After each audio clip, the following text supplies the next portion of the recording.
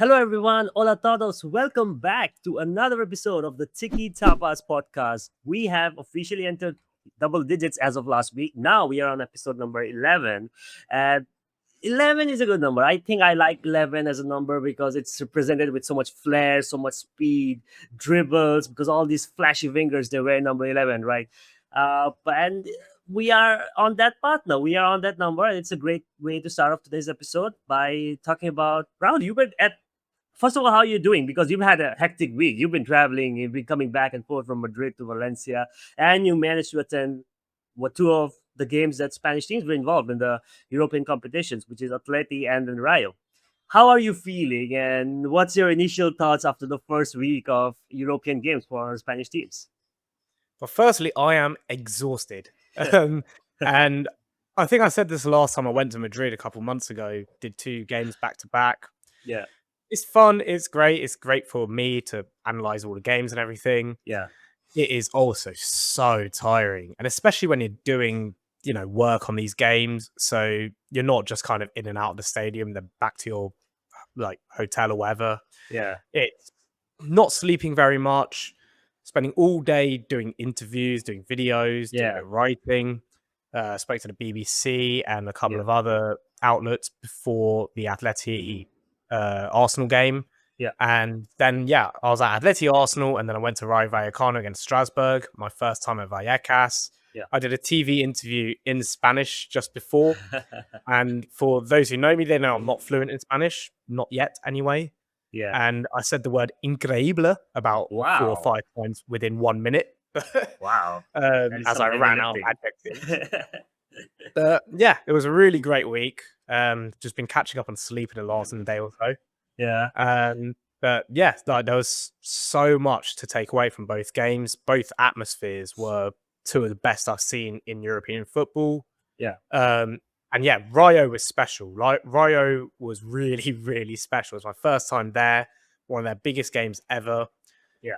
Kind of knew what to expect from what people had told me about the stadium and the atmosphere and the people, but it's Uh-huh. still just mind blowing. Like the Yeah. first time you come out of the station and the stadium's right next to you, and it is just, as an old school football fan, it is the dream where you're so close to the pitch, you're in and out very easily. The atmosphere is building up round the corner before. Yeah. You go into the bar with all the Rayo fans, and they're very welcoming. Like, I got told mixed things about be careful around Yeah. Rayo, be careful around Vallecas. Yeah. None of that. It was all the atmosphere was buzzing. Everyone's really friendly. Yeah. Shout out to a bloke called Miguel, who I met on the train on the way in, who was telling me all about Rayo.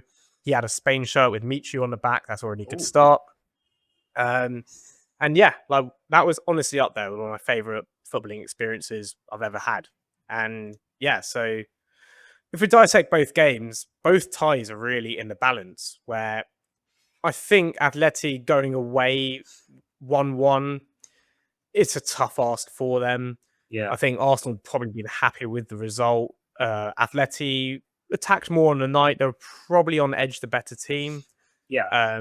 But as we know, and as we've said several times, their away form and their home form, it's like watching two different teams. So let's Right. see how they get 100%. on in Yeah. London without the home advantage. The atmosphere was the best I've seen at Atleti, and I've been Yeah. to several games there. Yeah. I was at the game against Tottenham. I was at the Copa del Rey semi-final last season against Barcelona, second Yeah. leg.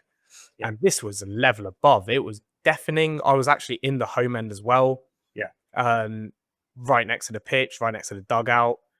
And wow, it was seriously deafening. I got hit in the head with some toilet roll um, and yeah, Yeah. like I think they had to win.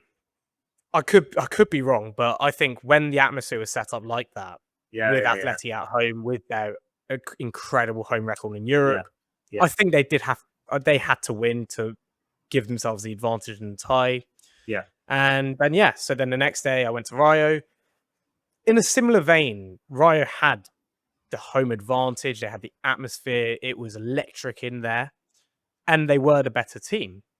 But they only won 1-0, and that's not much of a criticism because that's still an amazing result. And for Rayo, just to even be in the semis, it's already, they're not too like they're not too. I wouldn't say not bothered, but no matter what happens from here, they're going to Yeah, be proud of the journey and proud of what they've done in the Conference League this season. yeah. But they were the better team by a mile, I thought. Oh, 100%. And they had several chances, including one at the end. Who is it? Yeah, Pedro Bigas. I think it was. And if they go away to Strasbourg 2-0 up, they can get through.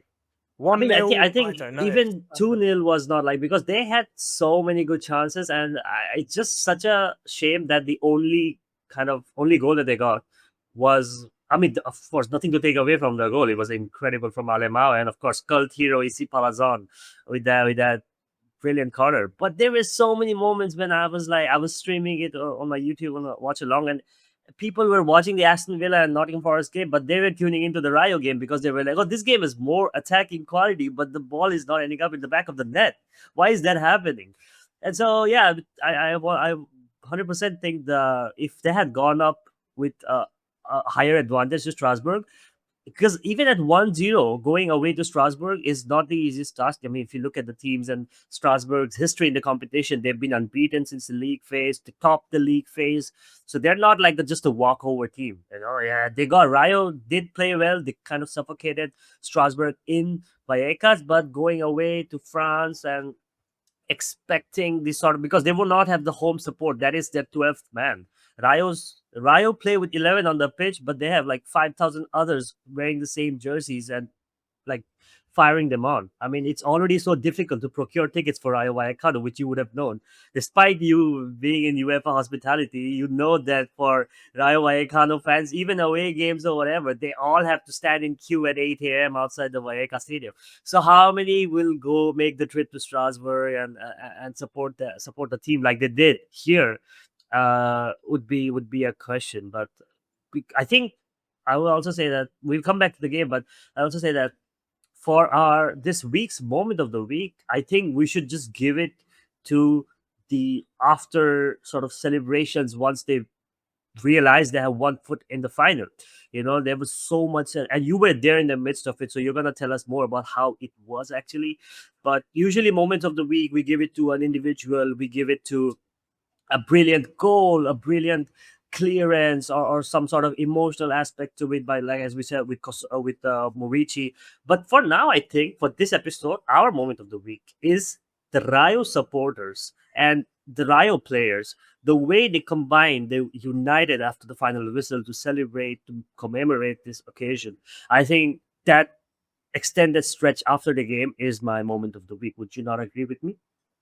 100%, because that's not only my moment of the week, but that's one of the best things I've ever seen in a stadium. Yeah, yeah, So heading into the game, and yeah. this guy Miguel, he told me if Rayo win, don't leave your seat at full time, stay in your seat, and that's what everyone did at full Yeah. time. No one left, and it must have been a while. We were standing there for a while. Initially, it was just the kind of players clapping, Yeah. and a few of them went into the tunnel. A few then came back out. Inigo Perez came back out and to incredible reception. Then everyone standing in front of the goal, in front of the Rayo singing section. And for a while, again, it's quite silent. There's a few chants going around the ground. Then eventually, they've got the guy on a megaphone. My Spanish isn't good enough to understand what he said, but there was a lot of kind of a lot of how do I describe it? An overlay of a voice.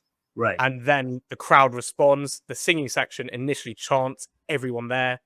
Then Yeah. the rest of the stadium chants along.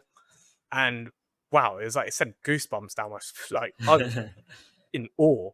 Yeah. And that went on for 15 or 20 minutes. Wow. And that's one of the loudest I've ever heard a stadium. I've never seen it in such perfect unison where everyone's silent until they're chanting. And when they're chanting, it is deafening. And wow, I'm lost for words on how to describe it. I just don't think it's possible to without having been there. But Yeah. it showed the unity of the club. So before the game, the players went out and greeted the fans. Yeah. They're very tight from manager to players to fans. They will have such a deep connection that they won't maybe not have at any other club in the world. Right, 100%. And yeah, it was one of the biggest moments in their history. They're 1 foot into the final. And people were emotional in the crowd around me. Yeah. Speaking to fans after the game, people were saying it's one of the best nights they've ever had. Mm. And yeah, I think I'd love to see them go on and win it from here. Yeah, I 100% agree with you. I think for them to be here and almost be at the final, I mean, I think the rest of Spain who watch football, they will be rooting for Rayo Vallecano because it is a historic moment, right? I mean, everyone who's watching, it doesn't matter. Rayo, I mean, I'm probably not Getafe because they have a rivalry. Except for Getafe, I guess every other team in the country will be hoping for Rayo to make history. But tell me a answer. How many stadiums have you been to? Like in a rough estimate in your lifetime, how many stadiums have you watched a football game? Probably 40, probably And if not more. and Across how several how continents. Yeah. yeah, and how would you rank this in the 40? Where would you not? I mean, top 5, top 10, top 20. What would your rough estimate of this atmosphere that you don't get in like big commercial stadiums with a lot of flair? So this is like so grounded, the Vallecas experience. So where would you rank it? Top 5, top 10, top 3? Honestly, top 5, because I've been Ooh. to some incredible atmospheres. I've been to Boca Juniors, Oh like yeah, River yeah, Plate. yeah, yeah. I've been to Old Firms, North London derbies, like just Wow. some of the best games you can imagine. I've been to cup finals, Right. but this at Vallecas, it felt different. It felt Yeah. different to kind of how you see most other top level football. Yeah. But it Yeah, was yeah. top level football. It was a European semi final. Indeed. And so it felt unique in that sense. It's something I'll never forget. The annoying thing is that if I was to go back to Vallecas, Yeah. it might have ruined me in that my first time was one of their biggest ever games and possibly the Yeah. best atmosphere. So Yeah. if I then go for a La Liga game next season, let's see if it will send shivers down my spine like it did this time. But yeah, I've got nothing but praise. I'm so glad I managed to get a ticket. It felt like Yeah. a privilege to be there. And yeah, it's honestly, I'm not exaggerating when I say it's one of the best stadium experiences I've ever had. Nah, I can feel you. I've never been inside the stadium because getting the tickets is so hard. Especially as a non-socio at that time when I didn't speak Spanish, it was already hard enough. But I've been around the ground when matches take place, and I've experienced the atmosphere outside with the fans and talking to them as well. So I get it. I get what you mean. Maybe next season they will be in Europa League. If they win the Conference League, they go to Europa League, and maybe you can have a trip again, and then we can talk about it next year on this podcast. But moving on from Rio now for a bit, let's talk about the other European game. Not too much in detail because, as we said, it's everything's gonna be decided tomorrow. You said what your opinions about Atleti and Arsenal the game, because just the day before that we got treated by an absolute banger of a Champions League classic with like 9 goals. Bayern, PSG, they were going back and forth, back and forth. So the expectations, do you think, just this part of this question, do you think the expectations on Atleti Arsenal were just a bit too high? Like people who watched that first game, they knew that this was not going to be replicated. So do you think Atleti kind of felt that pressure, and even Arsenal to some extent? Well, I actually thought it was a good game, despite it being, a 1-1 draw of two Mm. penalties on the Hmm. face of it. I thought it Yeah, was a fascinating game between both teams. I thought yeah, both had really good moments. Arsenal in the first half were terrific, yeah, but then Atleti adjusted really well. And the yeah, start of the second half, they were by far the more dominant team. yeah. The fun fact is that there was more shots in Atleti Arsenal than there were in PSG Bayern, No way. and people kept calling it all because I spoke to some Arsenal fans who Yeah.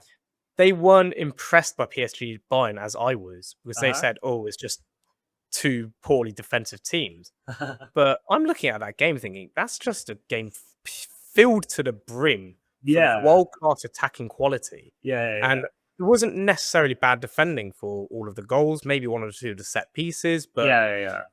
it was more of a case of the two best in attacks in football going Yeah. at each other. Yeah. And yeah, I wouldn't say Atleti Arsenal was a defensive masterclass at all because out of all four teams, Arsenal conceded the most shots out in the entire two legs. Yeah. But it was a fascinating game. It was a very different game, and perhaps expectations of for the neutrals, I guess, was raised by the fact that we saw an all-timer great game the night before. Yeah. But as we said before, Atleti and Simeone right now aren't what they used to be in terms of their style. And I don't think it was a case of either team parking the bus. I think Arsenal had a good go of it in the first half. And it was a much more fascinating game than people may let on. I Mm-hmm. thought tactically there was a lot to analyse. Simeone making the substitution at half time to bring Lenormand on Mm. and changing up his back line and changing up most of the pitch. And as a result, gaining more control of the ball. Mm. And yeah, I think with the atmosphere, it felt like a huge occasion that maybe, I don't know, in the Champions League semi final, you want to see a lot of, world class quality going forward. Which, yeah, wasn't the case. I thought Gyökeres played really well. I thought Griezmann was terrific. But yeah, it was a very different game. And I think if people are expecting 5-4 in every single game, they do need to temper their expectations. Yeah. I 100% agree. I think I also believe that, yeah, it didn't have their goals as much as we got day before, but still, it was a great game of football and it perfectly sets it up for the second leg. I mean, tomorrow now we're going to be looking at with much more excitement at who is going to break first, who's going to blink first. And it's so well balanced. You don't know who's going to go through, whether it's going to be Arsenal, who are already like carrying the expectations of not, in quotes, bottling it again, and Atleti, who have a point to prove. They have to win a trophy. It's been so long. Similarly with Arsenal, but with Atleti, it's because they're also trying to establish themselves as the big three. So it's so delicately poised. And tomorrow night, I guess we'll find out what happens. Next week we'll talk about it, whether Simeone's season was a success or a failure. I think we have our topic for next week. I mean, I'm looking forward to that. But before we move on from the European segment, quickly in like just give me your predictions. Who's gonna go through for Rayo Strasbourg? Who's gonna go through for Atleti Arsenal? Without Spanish bias, just in general. Without Arsenal bias as well for you. Well, it's tough to do that, but I do think home advantage will play a key for Arsenal, and they looked Yeah, very good at the weekend. So did yeah, Atleti, second team against Valencia, but yeah. I think Arsenal go through. I Okay, think they'll go through narrowly, 1-0, okay. 2-1. It won't be a blitz, Hmm. but I do think they'll go through. Okay, And I think Rayo go through. It nice. will be a tough game, and we saw in Athens in the last round, they did Yeah, almost get knocked out despite having a yeah, 3-0 lead. I'm hoping the collective belief within the club and the all or nothing, the do or die nature of the tie, yeah. yeah, just gets them through. So I think 1-0 Rayo and possibly 2-1 Arsenal. Perfect. Great predictions. With that, we bring an end to the European segment of this episode. But before we move on to what is going to be like the bigger topic, as you might have already guessed by the title, we are going to be talking about Villarreal this episode, which is by Rahul. If you're watching it on YouTube, has his retro Villarreal. Rahul, come on, show us a glimpse. Yeah, that is the La Liga jersey, the retro weekend jersey that he woke up in the morning and decided on a whim, all right, you know what, I'm not wasting any more time, and paid and got it shipped the next day. So that's why he's been waiting to wear this for a while now. So we're gonna talk about Villarreal in depth now. But before that, I want to drop like I want to do something like I want to every week I want to drop some La Liga related trivia just for our followers and listeners to kind of get educated bit by bit about the history of La Liga and what goes on, what went on in the creation of La Liga and everything. But this I would rather ask you this question, and let's see if you know the answer to this, because it is a trivia, it is a statement, but let me see if you know it. Maybe you will know it even without me needing to give you the options. Okay, so here's the question. Okay, which stadium in Spain is still active and the oldest professional football? It's not in La Liga, but it's still active, and it's the oldest professional football stadium in Spain. Do you know what it is, or do you want the options? Oh, someone told me this a few weeks ago when I made my video about Mestalla, Uh huh. and I let I accidentally said oldest stadium in Spain rather than oldest stadium in La Liga, and then someone in the comment section corrected me, but I can't remember who. Well, So, you can't, I, you're not allowed to go on your phone and check your comments right now. But I will give you the options, right? yeah, So option A, Mendizorota. Option B, La Rosaleda. And option C, El Molinón. Which of these stadiums do you think was the first professional football stadium to be opened in Spain? I You want get to one say guess. La Rosaleda. I La want to say Rosaleda. La Rosaleda. It Do you might be also wrong. do you also know the team that houses La Rosaleda?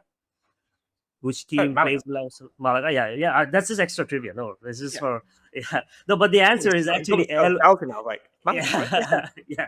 But the answer is actually El Molino. Oh, El Molino was opened in 1908 and is the home of Sporting Gijon. La Rosaleda, actually, yeah, La Rosaleda actually on this list is the it was opened the latest, because Mendizorroza, where Alaves play, is 1924, opened in 1924. El Molinón, where Gijon plays, 1908, and La Rosaleda, where as you said Malaga plays, opened in 1941. So you're quite the distance though, but that's long the way off. trivia, yeah. Yeah, that's the trivia for our followers and listeners. If now you know what's the oldest professional football stadium in Spain, it's El Molinón, where Sporting Gijon plays. It was opened in 1908.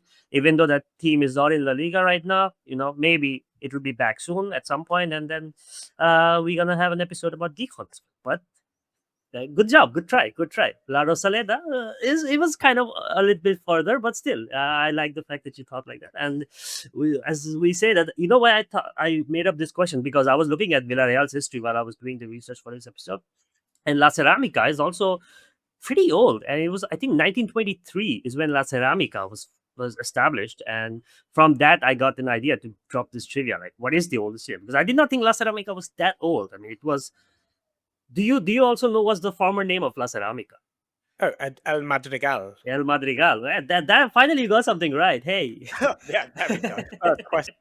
See, yeah. You got El Madrigal right. Also, a lot of fans don't know that La Ceramica also was used to be called El Madrigal until 1987, and then it moved on and became La Ceramica, which is the famous yellow building you can see from a flight over Villarreal as well. So yeah, fun little segment I thought I'd do every episode from now. But since we talk about La Ceramica and Villarreal now, let's move on to the meat of this episode. Villarreal. Oof. Wow. Back to back Champions League qualifications. They are also the feature of our match of the week, which we're gonna dive into right now. They're also the topic of discussions in terms of the managerial hot seat. They're also in discussion for now being establishing themselves as a real quiet sleeper powerhouse in Spanish football. It's so much to talk about. We have less than 30 minutes now. The rest of the episode is all about Villarreal. Rahul, take it away. Your team, your club. Let's get it on. Well, firstly, yeah, Villarreal have qualified for the Champions League in back-to-back years for the first time ever. And Yes. that is an accomplishment which a lot of other clubs would go under the radar. It doesn't seem that impressive on the outside. Mm. But for Villarreal, it cannot be understated what an achievement that is. Mm-hmm. And it's been a weird season where the Champions League and Copa del Rey went really badly wrong. Yeah. But third in La Liga right now, but also not playing the most entertaining football as has been the case in the past. Yeah. So it's been a mixed reaction at Villarreal. It's been a mixed mood. It's not been buzzing as such, but it's certainly not been negative. Like, I think everyone can now see the enormous weight of this achievement. Yeah. And we saw yesterday at Villarreal, sorry, 2 days ago, Villarreal Levante, big 5-1 win, which we've seen a few times at La Ceramica this season, is Yeah. when Villarreal are at their best. They're unstoppable going forward. Yeah. And the scenes at full time, players, coaching staff, manager, all on the pitch, all celebrating, because that was the objective. And everyone in the club was pushing in this direction for the last few months. Ever since the Copa del Rey exit, the entire focus has been qualify for the champions. And that's what's been confirmed. And so it feels like a weight off the shoulders.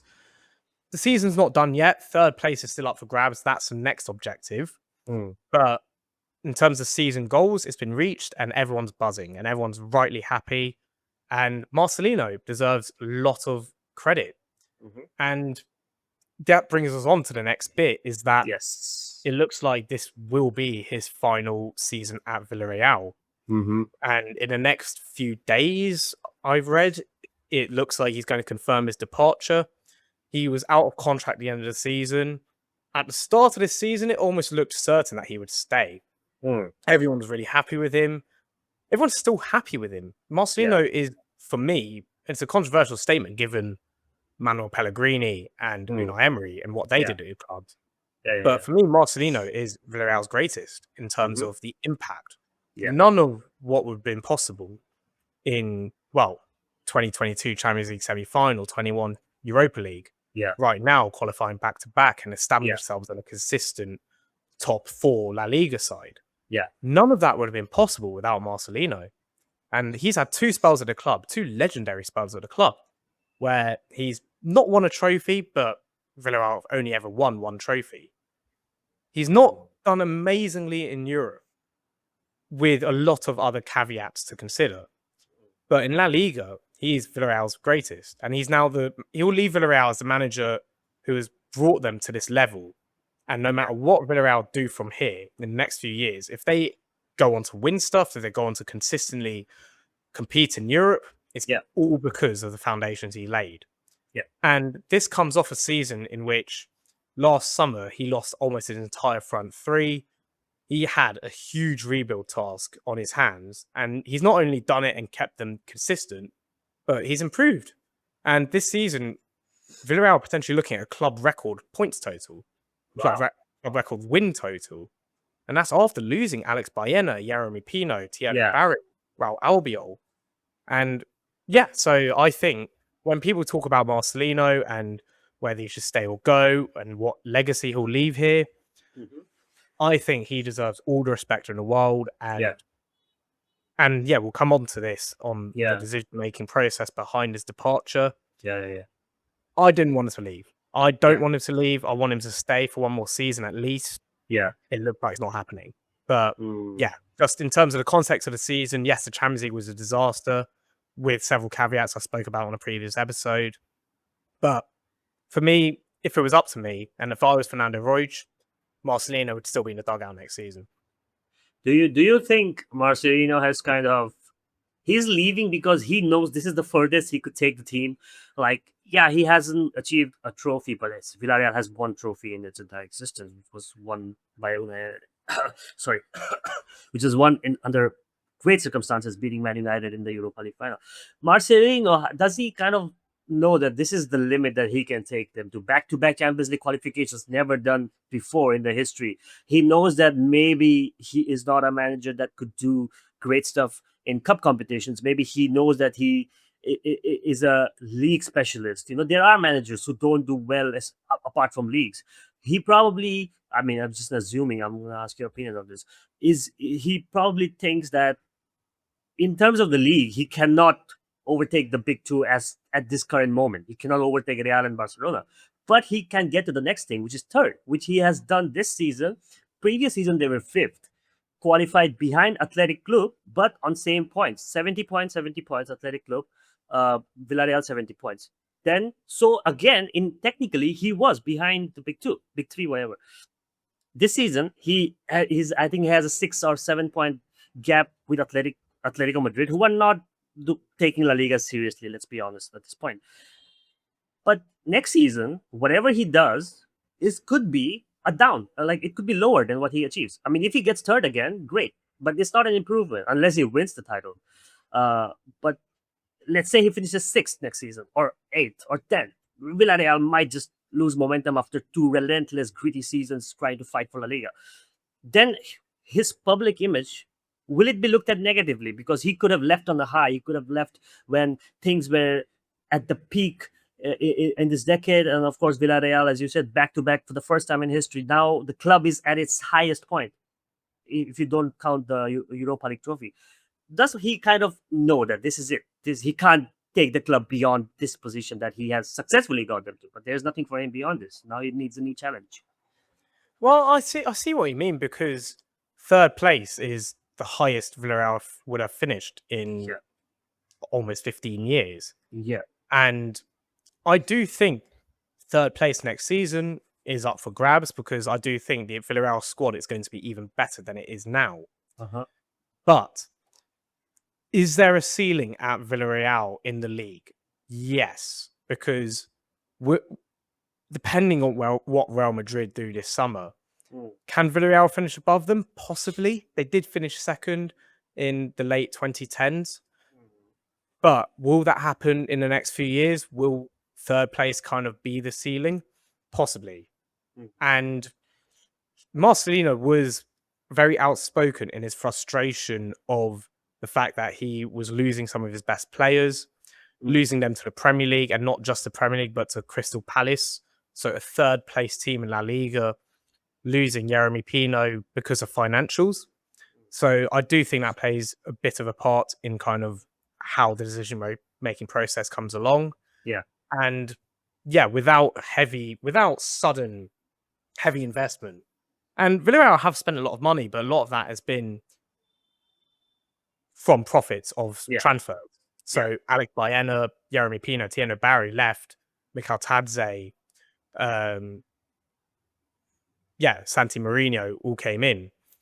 And yeah, I think he was getting a bit frustrated that he almost can't consistently play with the squad he wants. Even though I think next season will be the first time that Villarreal won't lose many key players. Yeah. I think Pape Gay is going to leave for a lot of money. Yeah. And the whole midfield will need a rework because 3 out of the 4 central midfielders are going to leave. And yeah, I do think Marcelino almost sees this as, the furthest in La Liga he can take them. I think he would have loved to have another go in the Champions League to almost prove wrong the critics after finishing 35th. And I think no matter what happens next season, it can't be as bad as it went this time. 7 losses out of 8. Marcelino has won the Copa del Rey. He's also reached the final with Athletic Club. But at Villarreal, he's had back-to-back cup exits against lower league opposition. But is that Marcelino being a poor cup manager, or is that Villarreal being a poor cup team? Because Villarreal have never even reached the final in the Copa del Rey. And a lot of people this season saw it as an opportunity to kind of do that because Villarreal are the best of the rest this season. They're third place. Yeah. And after the Champions League exit, they had nothing else to focus on apart from the league and the cup. And they came up against Racing Santander, and they not only were beaten, but they were outclassed by a very good second division side.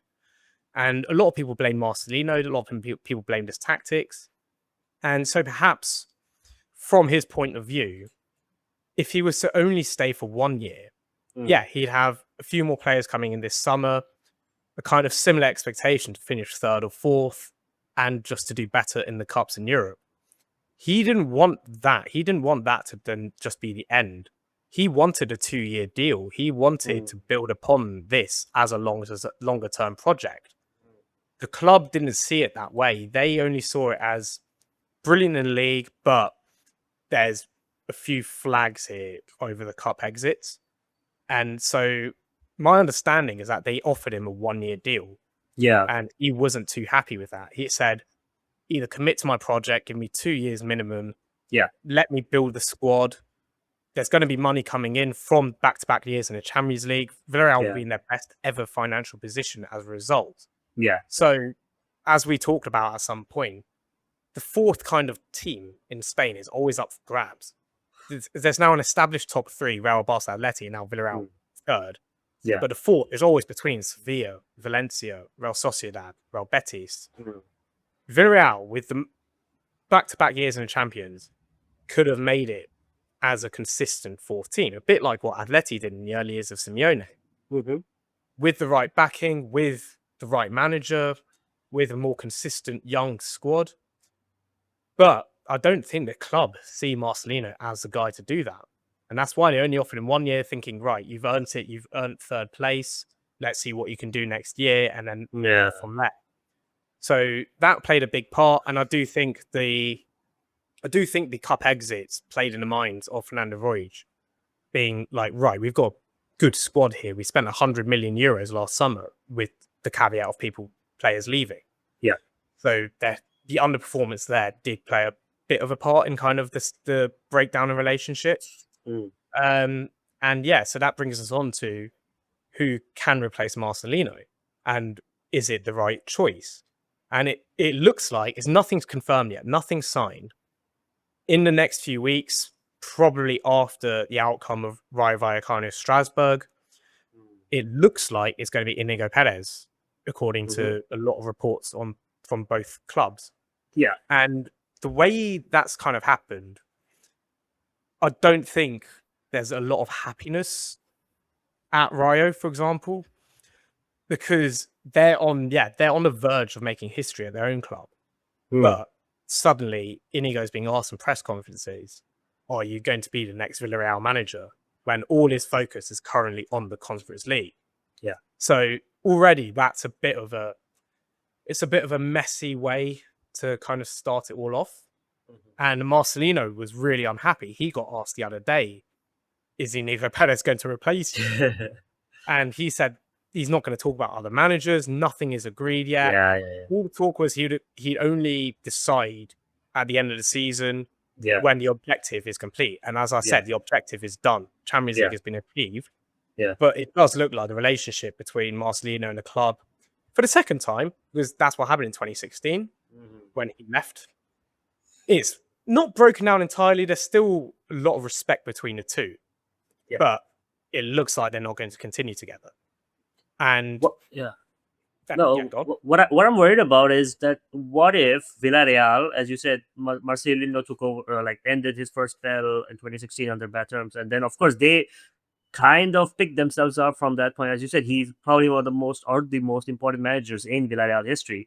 He doesn't get the credit because he didn't achieve the semifinals or the trophies that other managers have done through his blueprint.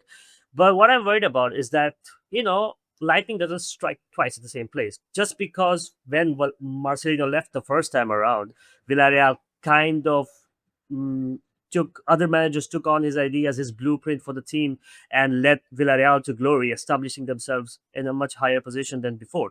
But what if it becomes the opposite now? What if this recent squad of Villarreal was more manager dependent than the players?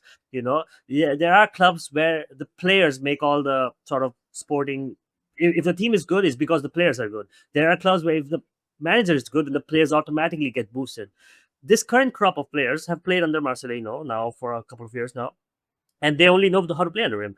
What if Marcelino leaves and some other, as you said, Inigo Perez comes out, brilliant manager, but the team doesn't want to, like, it's not doesn't want to, but doesn't take or takes time to adjust, and in that time of adjusting, they kind of lose their momentum, and they kind of the fact that we're talking that they are knocking on the door of being the fourth best club in Spain right now, in La Liga right now, that could slip away if the adjustment, if the adaptation is not done quick enough. Because every other team is always snapping at the heels. You got Athletic Club who had a terrible season this time, but next season they will be trying to get back to their best under a new manager. Of course, Valverde is leaving.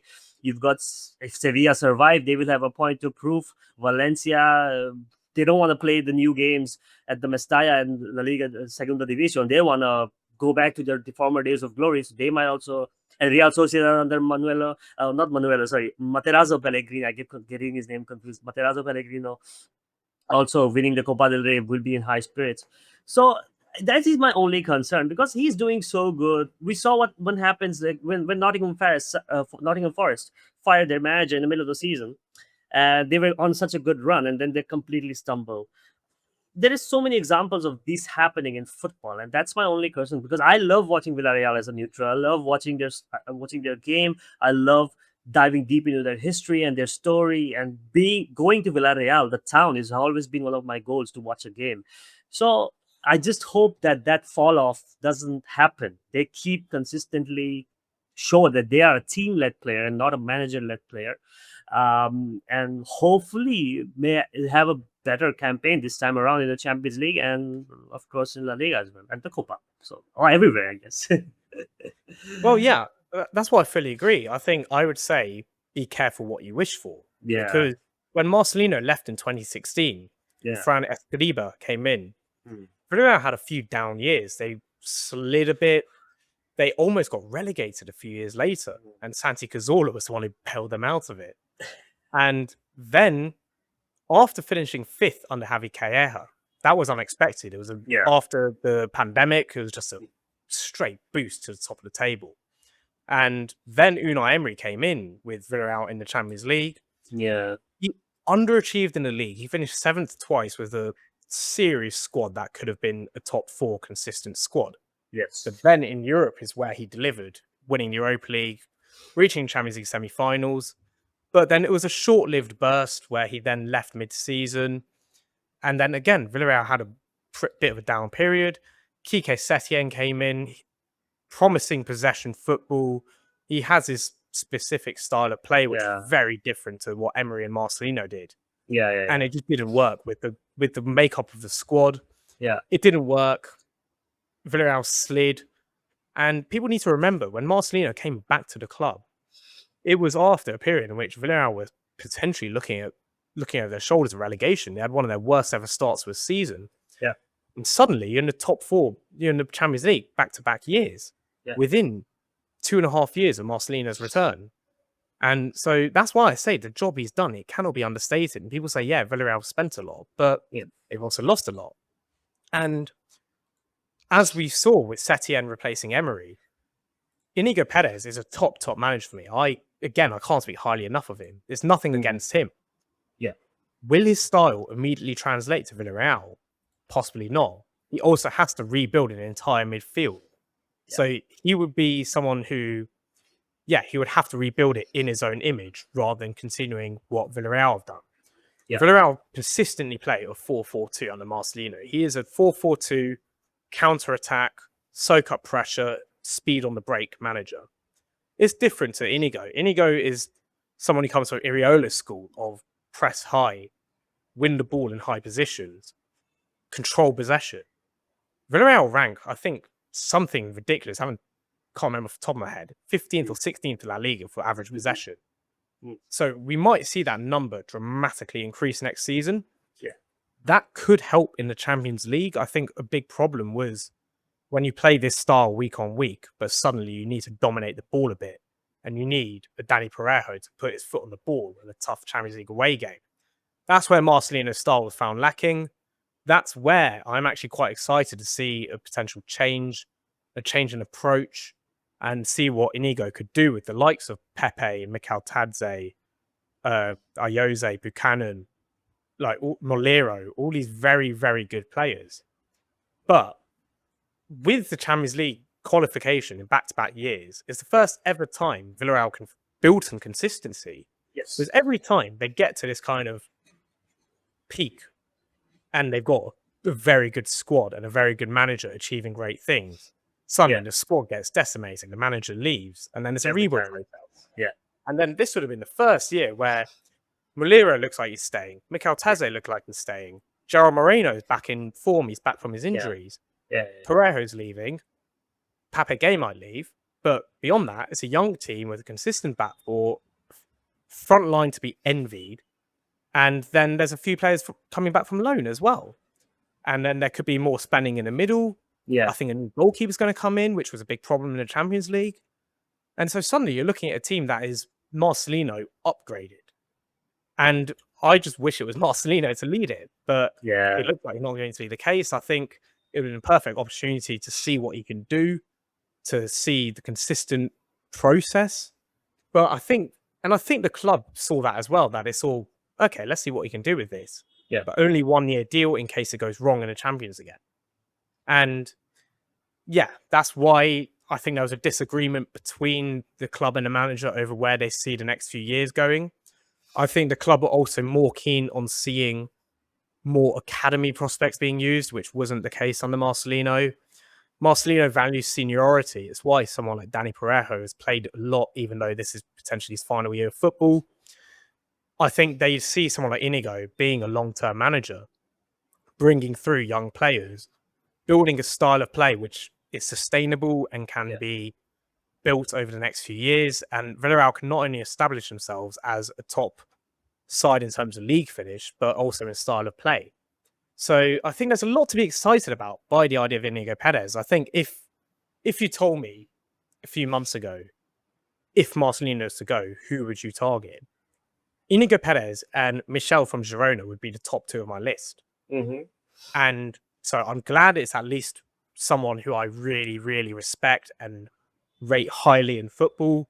Uh-huh. And I think Inigo is destined to manage a club in the Champions League. I think he deserves that opportunity after achieving what, no exaggeration, he's achieved miracles at Rayo. Yeah. But I think with the identity of Villarreal and what Villarreal are as a club, the club that always punches above their weight. So there's a chance for Villarreal to be a consistent top 40. And yeah, who can still punch above their weight in the Champions League and see how far they can get, go on a run there. In the Copa del Rey, maybe cause an upset at some point and potentially reach a final. But yeah, with Villarreal, it's always been an underdog club, which also means there's going to be inconsistency. But I can't see a better opportunity coming along to build consistency. Whilst Sevilla might even be in Segunda, Yeah. Betis, they're all hit and miss right now. Well, Sociedad have improved under Pellegrino Matarazzo, but let's see if they can turn that into a top 4 side. Athletic Club, they're going through their own transition with a new manager coming in. So it almost feels like top 4 for next season.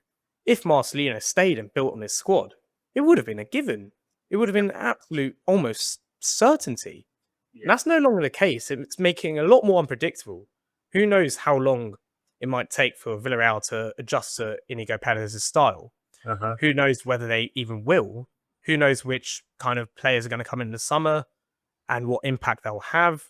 And whether players like Molero, Mikel Tadze, Gerard Moreno, Pepe, can they build upon the brilliant form they're in right now as one of the most electric attacks in La Liga? Yeah. So yeah, I'd say it's an exciting time to be a Villarreal fan. It's a really exciting prospect of seeing Champions League again next season and seeing the kind of caliber of player that can come in now. Yeah. And to see Villarreal establish themselves as a consistent side punching above what they, given the size of the fan base and the club and the village, where they should be. And I think that there's a lot of clubs in La Liga who will be envious of what Villarreal have achieved under Marcelino, could achieve under, it looks like, Inigo Perez. Yeah. And for the size of the club and the expectations, what they've done. When I speak to Valencia fans, they say, well, Valencia should be this club. They should be finishing third and in the Champions League in multiple seasons. Yeah. And given their resource and given their fan base and given the size of the club, I agree. And that just is a testament to the great work that Fernando Roig has done, the great work Marcelino has done. And that's why when a decision like this comes along, and it's a bit of a surprising one that Marcelino is going to go, there is a lot of trust within the fan base that Fernando Roig is doing it for a reason. He's got a longer term project in mind, and he's meant to get the decision right, because without Fernando Roig, Villarreal might not even be a La Liga club. And so it's all so weird to analyze. I don't think any other kind of fan base at this level can comprehend what it means for Villarreal to even be in the Champions League, let alone back-to-back years. For Villarreal to have potential superstars at the club and to potentially, be up there every year and make it a top 4 rather than a top 3 of Real Madrid, Barcelona, Atletico, Villarreal. Imagine the potential for that, and it's there. But it's a big gamble, and I really, really hope it doesn't backfire. And again, as I've said several times, if it was up to me, it'd be build upon consistency and see where Marcelino can take this. But unfortunately,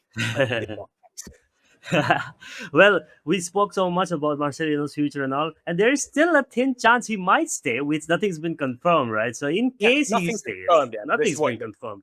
This is the scenario that we are preparing for, that Marcelino is probably leaving. But in case things change, then our next episode will look different, and the episode after will look different. La Liga is not too long left until La Liga shuts down, maybe just about 20 days. And in the maybe next 2-3 episodes, we'll have a clarity on how Villarreal will fare up for next season.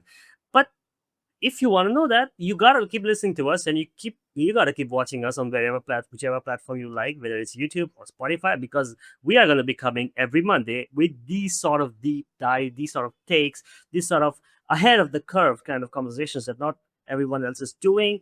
With that being said, I think we covered everything that we set out to in this episode. Where European recap, we did a great Villarreal deep dive from the UCL to Marcelino and to their new history that they are making in terms of how they have evolved as a club over the last few years. I don't think there's anything else to say about Villarreal. I think it was a great discussion, and now we just sit with bated breath to see what happens with Marcelino. The club is in the best position can be; it doesn't concern itself anymore. Only thing we are concerned about is what Marcelino does, whether he makes a statement, whether he says, like the Wolf of Wall Street, Leonardo DiCaprio, I'm saying, I'm not leaving. I'm not leaving. Leaving. That he could do that. Villarreal should announce his extension just by that. That's what Villarreal should do when he decides to leave. Who are But the if he pick? yeah, imagine that. But if he leaves, then yeah, it's gonna be a loss for Villarreal. It's gonna be. I hope he still manages somewhere in La Liga. We would love to see him continue his great exploits in Spanish football. But yeah, with that being said, that brings us to an end of this episode, Villarreal focus episode, kind of a European preview episode. Number 11 is officially done. Rahul, how would you like to end this episode? Because now you are giving interviews in Spanish, so I think now you can have longer sentences to take us off the air. How would you like to end this episode? Well, I'll say buena suerte para los semifinales. Whoa. En la semana pasada, los ambientes en los estadios era increíble. Ah, qué bueno, qué bueno. Yes. Well, your Spanish is very, very good. It's electrifying, just like the atmosphere at Rayo Vallecano. But with that being said, keep listening to us, keep watching to us, subscribe. If you're watching it on YouTube, follow us on Spotify if you're listening. We will see you again next Monday. Hopefully, a lot more updates on where Spanish football is heading towards the end of the campaign. From me, Vic, and Rahul, this is goodbye. Muchas gracias. Adios. Hasta pronto.